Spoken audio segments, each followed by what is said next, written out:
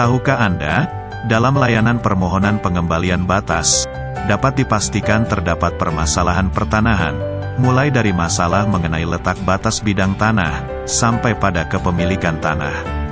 Tahukah Anda, layanan pengembalian batas terhadap sertifikat tanah yang terbit pada tahun-tahun lama, sering tidak dapat diterima, atau dilayani oleh kantor pertanahan setempat. Hal ini disebabkan karena warka spasial berupa gambar ukur tidak tersedia secara lengkap pada kantor pertanahan. Jika gambar ukur tersedia, namun data teknis pendukung berupa titik ikat maupun titik dasar teknik tidak tersedia, maka layanan pengembalian batas tidak dapat diterima.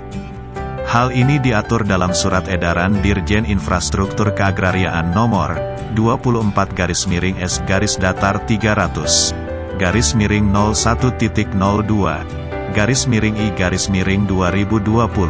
tentang petunjuk mekanisme dalam rangka pengembalian batas bidang tanah. Tahukah Anda, layanan pengembalian batas biasanya didominasi oleh kelalaian pemegang hak atau pemilik sertifikat tanah yang tidak menguasai bidang tanahnya secara aktif, tidak memasang tanda batas, tidak mengenal dan mengetahui pihak-pihak yang berbatasan langsung dengan tanahnya, serta pemilik sertifikat tidak mengetahui seluruh batas bidang tanah yang dimohonkan. Sehingga layanan pengembalian batas berubah menjadi layanan sertifikat mencari tanah. Terkait dengan permohonan tersebut, kantor pertanahan tidak dapat menerima atau menolak layanan tersebut. Tahukah Anda, setiap pemegang hak atas tanah atau pemilik sertifikat tanah memiliki kewajiban-kewajiban yang harus dipenuhi, yaitu memasang dan memelihara tanda batas, mengusahakan tanah secara aktif dan dilarang menelantarkan tanah. Memiliki sertifikat tanah, sama dengan memiliki buku nikah. Pemilik sertifikat wajib menjaga, memelihara dan mengerjakan tanah secara aktif.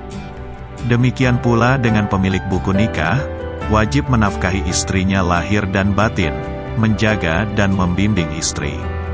Sertifikat dan buku nikah bukan sekedar untuk disimpan di lemari, sebagai entitas hak saja, tetapi ada batasan-batasan dan tanggung jawab di dalamnya yang harus dipenuhi.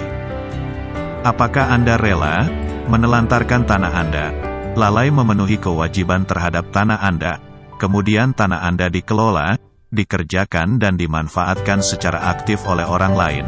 Apakah Anda juga rela meninggalkan istri Anda yang cantik, tidak menafkahi lahir dan batin, kemudian ada orang lain menjaga dan mengerjakan secara aktif istri Anda? Ingat, pegawai BPN bukan tukang jaga tanah Anda.